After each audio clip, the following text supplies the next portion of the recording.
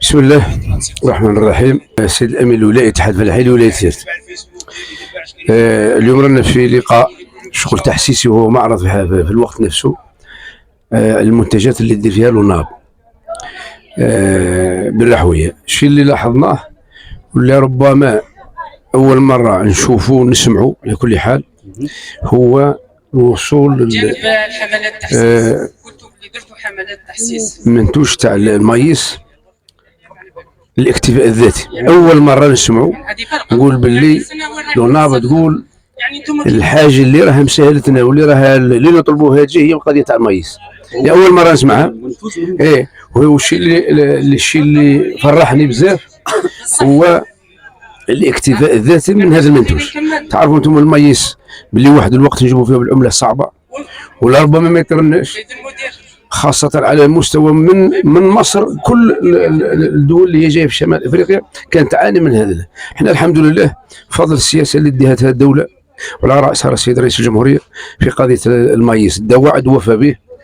نقول ربي يحفظه، وماذا بينا ان شاء الله ثاني منتوجات واحده اخرى نتوصلوا لها كما والشيء اللي لفت الانتباه هي قضيه تاع الصوجه اللي مازال فيها اشكال.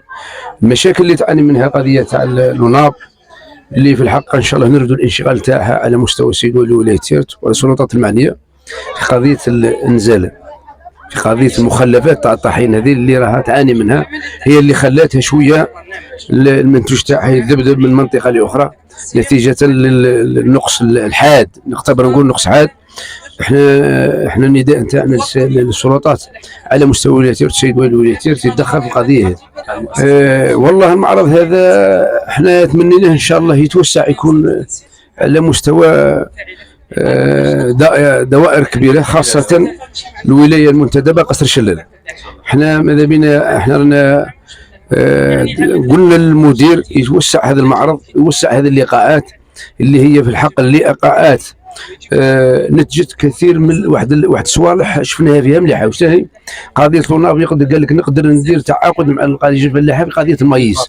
خايف قضيه المايس معناتها يقدر يتعامل مع فلاحه منتجين للمايس وهو يدي عليهم بدفاتر شروط يديروهم مع بعضهم بعض. هذه اللي في الحقيقه حفزتني بزاف. والنداء للفلاحين خاصه الممولين المنتجي هذا الانعام ولا المشترات بصفه عامه انهم يتوجهوا للوناب، لان فيه تحسينات بالنسبه للمواد اللي هي تنتجها، مواد الغذائيه.